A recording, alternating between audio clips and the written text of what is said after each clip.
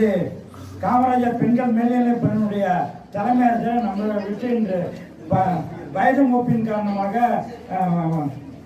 பணி ஓய்வு பெற்று செல்கிறார். அவருடைய முதற்கண்ணினுடைய வாழ்த்துக்கள். அவர் இருக்கிற காலங்களில் அவர் என்கிட்ட என்னென்ன சொன்னாரோ அதெல்லாம் செஞ்சு கொடுத்தேன். இன்னமையும் இந்த வர்ற இப்போ பொறுப்பு ஹெச்எம்கிட்ட சொல்கிறேன், நீங்கள் எனி டைம் என் நம்பரை வச்சுங்க, எங்கள் கவுன்சிலர் நம்பரை வச்சுங்க. உங்களுக்கு இந்த ஸ்கூலுக்கு என்னென்ன தேவைகளை முதல்ல ஒரு லிஸ்ட்டு போட்டு எழுதி கொடுத்துருங்க. நாங்கள் வரிசையாக எல்லாத்தையும் செஞ்சு தரோம். அடுத்த வருஷம் +1 ஆரம்பிக்கணும், அதுக்கு இங்கிலீஷ் மீடியம் ஆரம்பிக்கணும், அதுக்கு உரிய கட்டடத்தை பெற்று தருவேன் என்பதை கேட்டு இந்த நிகழ்ச்சியை ஆரம்பிக்கிறோம்.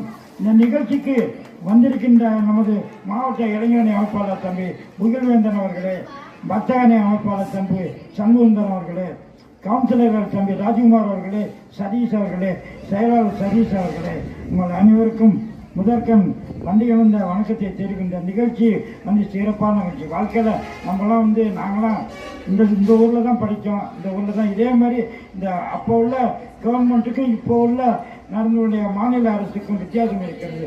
நமது முதலமைச்சர் அவர்கள் கல்விக்காக தான் அதிகமான நிதியை ஒதுக்கி தந்திருக்கிறார்.